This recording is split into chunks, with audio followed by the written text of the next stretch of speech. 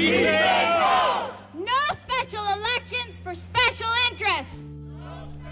Speaking up, the groups calling for support ahead of today's budget vote.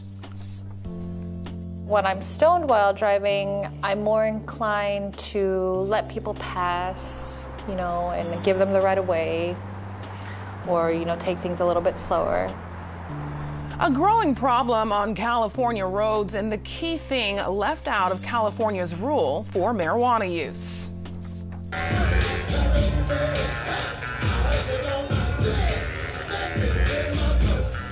Just Dance, the weekend festival celebrating all things hip-hop.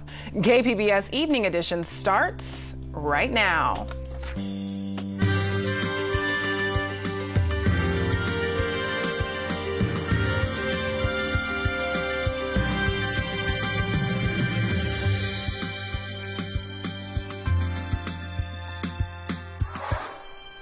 Good evening, and thanks for joining us. I'm Ebony Monet. Tonight, the San Diego City Council is debating the $3.6 billion budget for the next fiscal year, which includes cuts to the arts, and a $5 billion for a special election on the proposed Soccer City development, and a hotel tax increase to fund a convention center expansion. The increase would also pay for more homeless services. KPBS reporter Megan Burks says that has become a flashpoint that fueled two rallies ahead of tonight's meeting. Two opposing groups met here in Civic Plaza ahead of today's City Council meeting, where council members are expected to vote on whether to spend $5 million on a special election to raise the hotel tax. We represent over 11,000 property owners and 400 businesses in the heart of downtown. A coalition of tourism groups and homeless service providers joined forces to speak in favor of that hotel tax, saying service providers need money now. So the plan right now is to secure the funding. And then you bring in the homeless providers, the experts like Father Joe's and Alpha Project, who are with the coalition and supporting this effort, and you let them figure out, okay, here's the priority. We say no! No special elections for special interests! No special elections for special interests! Right now, I think most of our citizens would say what we're doing is not working real well. So let's take a step back, be willing to dedicate time, and take a new look at this. There was a third faction here today. A few homeless individuals spoke out saying they felt used for a political agenda. Proponents of the hotel tax say they've talked to voters and have wide support to pass the measure. Homeless advocates are conducting their own survey on whether San Diego would pass a homeless-only tax increase. Those results are expected later this week. Reporting from City Hall, Megan Burks, KPBS News. Thousands of people gathered in London today to remember those who died over the weekend in the London Bridge attacks. 7 people were killed and 48 were injured when authorities say 3 attackers rammed pedestrians with a van and stabbed people in a nearby market. The mayor of London says the city will not be broken by terrorism. Our unity and love for one another will always be stronger than the hate of the extremists. Police shot and killed 3 suspects at the scene on Saturday. The investigation is still ongoing. California Governor Jerry Brown continues his week-long trip in China. He's looking to partner with cities there to combat climate change with clean energy development like electric car batteries. The governor took a ride on a high-speed rail train to Beijing today, and when asked, told reporters political resistance is delaying a similar system in the U.S. California's system has been plagued by legal challenges, construction delays, and cost increases since voters approved it a decade ago. President Trump's decision to withdraw from the landmark Paris Agreement has set off strong reactions in San Diego's science community. KPBS reporter Susan Murphy talked to one San Diego climate researcher about her reaction and the potential impacts. We already are seeing a lot more flooding, a lot more droughts, a lot more heat waves, a lot more extreme weather. All the changes that we were saying, 50 years from now, we'll have to worry about it for our kids. a lot of those changes are already happening. UC San Diego professor and climate researcher Kimberly Prather calls President Trump's move troubling. But then my next reaction is, we can do this. We still can do this. I'm not ready to give up. Prather studies the effects on the climate of atmospheric aerosols. These are tiny particles that seed clouds and control how much of the sun's heat makes it through the atmosphere. Some are created naturally from desert dust or ocean sea spray. But increasing amounts are human-made in the form of soot from car exhaust and other pollutants. They play a major role in impacting weather patterns and temperatures. So we're seeing a lot more evidence where a lot of water is falling in one place and nothing is falling somewhere else. And we believe that has something to do with the particles that are actually seeding the clouds. The aerosols can affect Earth's temperature in a shorter time frame than greenhouse gases. She says the warming Earth is an urgent and growing threat. We're getting to the point where we're not going to be able to turn things around. And that's why scientists are pushing that the changes have to be happening now. We all have to be making changes right now. The United States will withdraw from the Paris Climate Accord. But President Trump has repeatedly denied the existence of climate change and has called it an expensive hoax. He says he wants to negotiate a better deal. I will work to ensure that America remains the world's leader on environmental issues, but under a framework that is fair and where the burdens and responsibilities are equally shared among the many nations all around the world. The Paris Agreement was reached in 2015 by nearly 200 countries to set targets for reducing greenhouse gas emissions and limiting temperature rises. It's urgent in that we're already experiencing changes. Prather says Trump's move is a major setback that we don't have time for. She says the warming Earth can be compared to a person with a fever who starts to feel lousy and then one symptom leads to another. The planet is trying so hard to keep things in equilibrium, to keep it in that narrow temperature range. But we're already pushing it out where it's not comfortable. You can see signs of that. And so the concern is once it gets out of whack, then you have a shutdown. You have the chaos, the things that we can't just stop quickly. Prather is urging people and local governments to continue to do their part to reduce pollutants. Susan Murphy, KPBS News. Lawmakers are working to address the state's housing shortage through a package of newly passed bills. One would put a $3 billion bond on the 2018 ballot, with funds going towards affordable housing projects and homebuyer and farm worker assistance programs. Well, I think younger people, the next generation, is just going to disappear and go somewhere else because the housing is getting so expensive in California. And we have to create an environment where they can live and enjoy our state, and we haven't been able to do so far. That's a reality for younger people. Federal housing officials say more than 20% of the country's homeless population lives in California, a statistic lawmakers say is just unacceptable. The cost of keeping the state's inmates in jail will hit a record high next year. Governor Brown's revised budget projects the cost of keeping each inmate locked up adds up to more than $75,000. That's $2,000 more than tuition at Harvard University, plus room and board and other expenses. California's prison price is the highest in the nation. Most of the money covers security and inmate health care. Salaries and benefits for guards and prison workers are a driving bulk of the increase. A new study finds 50% of the state's residents are worried someone they know will be deported. That number jumps to 78% for the state's Hispanic population.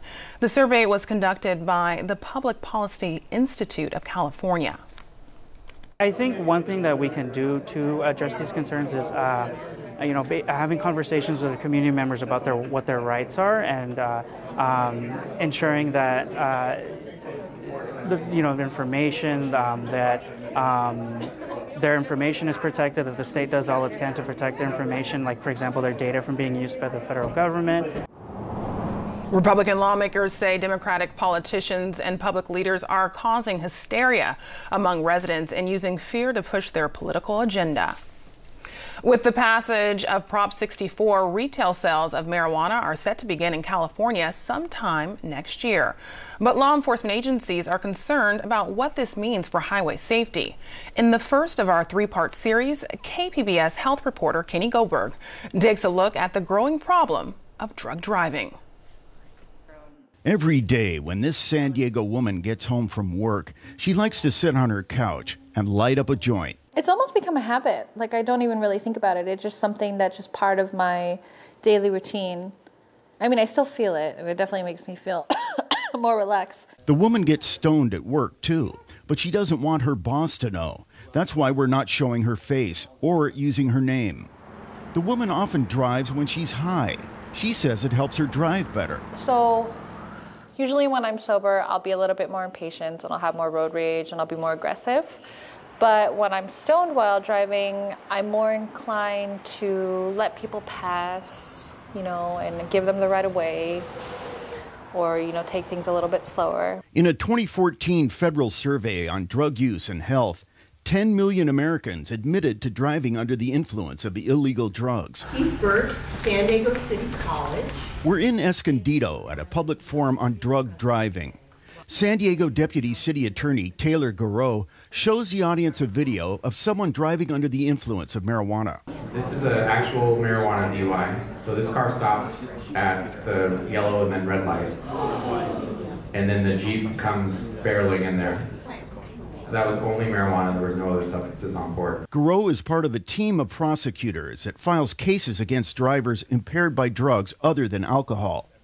A lot of his cases involve drivers who use marijuana by itself or in combination with prescription drugs like Xanax. Garreau says a lot of people don't understand that drugs interfere with one's ability to drive. Drugs are similar to alcohol. Alcohol is a central nervous system depressant. Prescription drugs oftentimes have the same or similar effects of alcohol. Marijuana can have the same or similar effects of alcohol. And with retail sales of marijuana coming next year, there will likely be a lot more Californians driving under its influence. And what will that mean? Good morning. Jania Anderson is looking into the recent past for clues. Anderson is a research scientist with the California Department of Public Health. She works with the Crash Medical Outcomes Data Project. We've looked at fatal collisions over the past 10 years from 2005 to 2014, and the most common drug found in these drivers was marijuana. Anderson points out that does not mean marijuana was the cause of the crashes. And the data doesn't necessarily indicate that drivers were impaired by the drug. And there's the rub. There is no legal limit for marijuana impairment in California. In other words, we don't have a standard that determines when a person is deemed too stoned to drive safely. Colorado and Washington were the first states to legalize marijuana. They've both adopted the same legal limit for drivers, 5 nanograms of THC per milliliter of blood. If not THC itself, it's byproducts. Dr. Igor Grant is the director of UC San Diego's Center for Cannabis Research. He's launched a study that aims to scientifically establish a standard level of marijuana impairment for drivers. He thinks Colorado and Washington jumped the gun. In my view, it's premature to use these per se limits. That's not to say that if you are using marijuana, you are safe to drive necessarily. But we don't know what that limit is. Dr. Michael Seiss is chief of staff and senior trauma surgeon at Scripps Mercy Hospital. He believes when it comes to driving, there's no safe level of marijuana use. He's seen the results of too many drug-impaired crashes to think otherwise. Any kind of drugs or alcohol wipe out that ability to react quickly, to judge distances, and in fact make you a dangerous driver.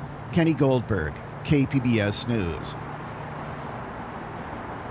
The San Diego grand jury responds to complaints from passengers that ticket machines at coaster and spinner train stations often don't work.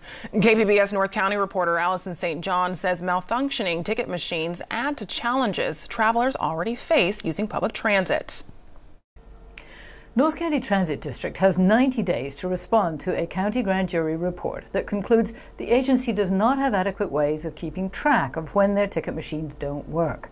The grand jury report is the result of research into maintenance records, but also of the experience of jurors who rode the train and used the ticket machines. They concluded non-working ticket machines were evident at many coaster and sprinter stations, leaving passengers with the difficult choice of whether to ride without a ticket or wait for another machine and risk missing their train. Passengers can now buy tickets on their cell phones with an app called Compass Cloud. However, for those who still use the ticket machines or use a Compass card, it's still not possible to purchase stored value tickets that can be bought ahead of time and used at any time. Alison St. John, KPBS News. There are more than a dozen business improvement districts in San Diego. They're called BIDs for short. These are regions where businesses pay into a fund to promote the area. But some store owners may not realize they're part of one. A recent city-conducted survey of businesses along El Cajon Boulevard found just more than half of the 77 contacted storefronts weren't aware they were in a BID. El Cajon Boulevard Business Improvement Association President Tootie Thompson says the results are better than expected. It's 4.5 miles of businesses, 1,050 businesses. For our organization to be on a first name basis with all of them, I think is not the best, it's a sort of a pipe dream. But we can keep encouraging that. Past bid surveys show awareness in southeastern San Diego and Pacific Beach was also low, while much higher in Hillcrest, Mission Hills, and the College area. Soon, hungry travelers at San Diego's Lindbergh Field won't have to settle for whatever food options are available in their terminal. A new app will allow them to order food for delivery right to their gate. Airport officials say they're looking to launch the app in August. It will be the first airport-wide service of its kind in the nation. Today, Congressman Darrell Issa thanked town hall attendees on Twitter and answered social media questions after tickets to his weekend's packed meeting event went within seconds.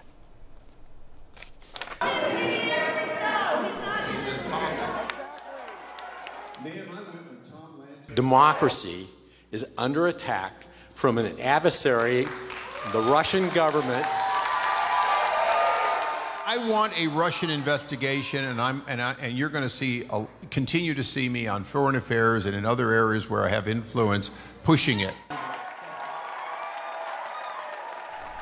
The theater was full at San Juan Hills High School Saturday. Protesters rallied outside. The Republicans answered questions about the Republican plan for health care reform and Russia's possible election interference.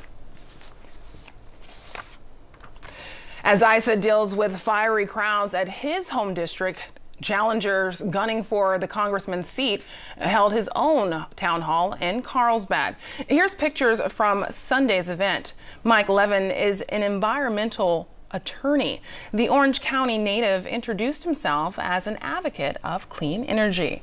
So far, he'll have to face Doug Applegate in the primary. The retired Marine colonel challenged Issa in 2016 and lost by less than 2,000 votes. Democrats will need to gain about 24 seats in the 2018 election in order to regain control of the House.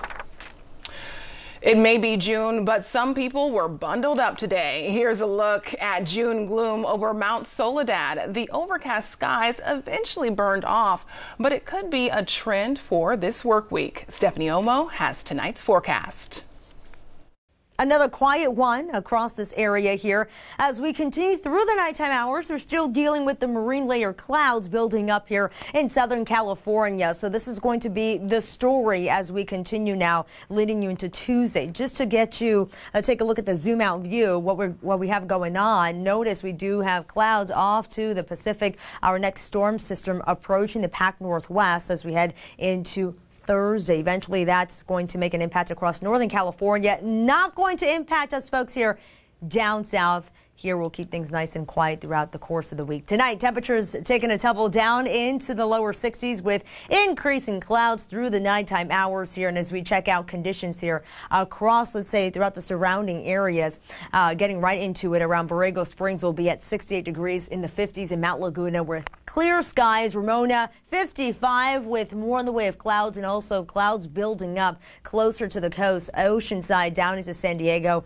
where temperatures will drop down into the lower 60s. High pressure system will remain in control. The heat will continue to expand, just downright hot, especially further inland where temperatures will be climbing into the triple digits. But that's not going to be the case for us folks here in San Diego. We are keeping things pretty nice in this area. 69 degrees as we head into tomorrow, San Diego, with cloudy skies in the forecast once again with the marine layer there. Also into Oceanside, where temperatures will be climbing into the 70s. Now further inland, it's going to be just downright hot. It'll be in the triple digits at 102 in Borrego Springs with plenty of sunshine. Checking out the outlook for later on this week, here comes that system approaching the Pac Northwest. It's going to be cool and just quite unsettled. Your 5-day outlook for the coast, low clouds will be the trend throughout the course of the week. Now, temperatures not too bad. Will be in the 70s. Checking out your extended outlook further inland, we're looking at a mix of sun and clouds. Temperatures will be in the upper 70s, especially here Tuesday and into Wednesday.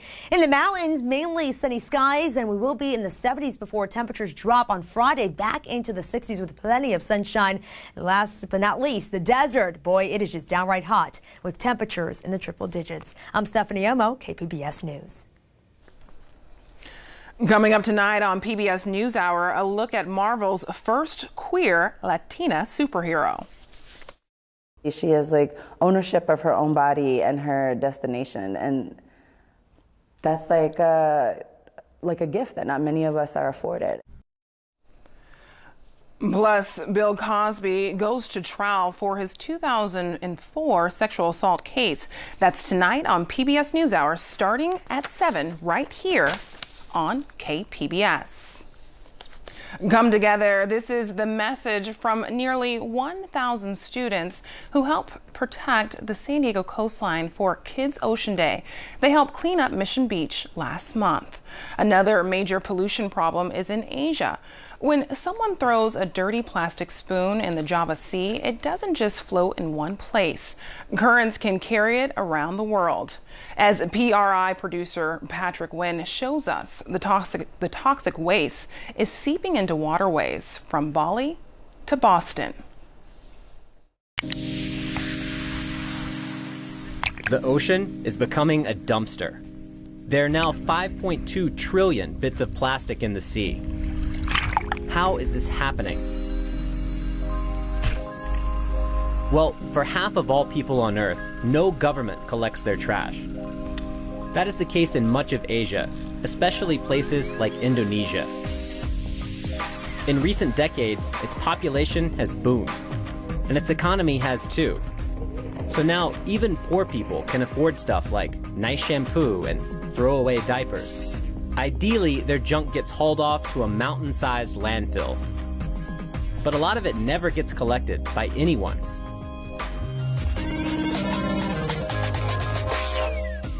See, governments can't keep up. They just don't have enough garbage trucks. So trash just piles up on the ground, or people get so desperate they use their local river as a garbage dump. Yes, these are rivers. And all this will flow into the sea. This helps explain why Asia is the top source of plastic pouring into the ocean. But of course, a lot of this junk is churned out by Western corporations. In Asia, they make big profits, selling stuff in tiny, cheap pouches that poor people can afford. But that just creates more plastic junk that washes into the sea. There, it floats around for centuries, oozing chemicals, poisons that make fish and humans sick. And if we keep this up, well, by 2050, we'll have more plastic in the sea than fish.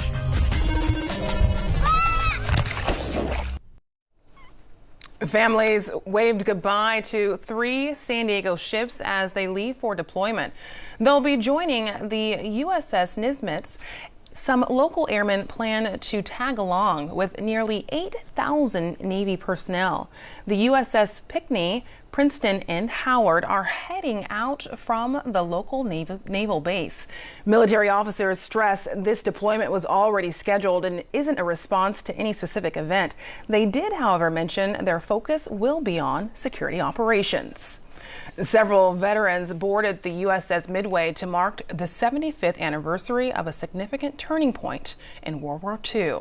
Many who fought in the Battle of Midway joined about 1,000 others today, shaking their hands and reflecting on the flight that took place nearly 80 years ago with the Japanese. The military officers remembered the vessel as the ship that helped lead them to victory. Get ready to drop a beat and bust a move.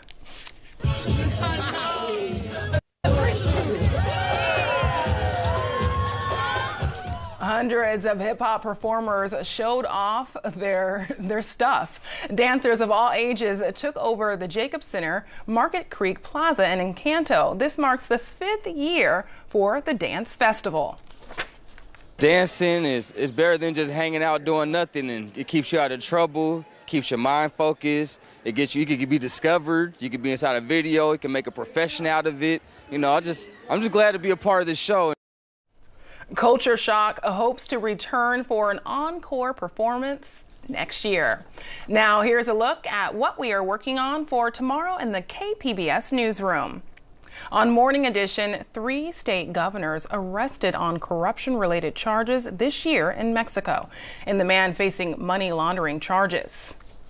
And on Midday Edition, the Right to Die movement, the San Diego woman who says the new law doesn't go far enough. That's tomorrow on KPBS Radio.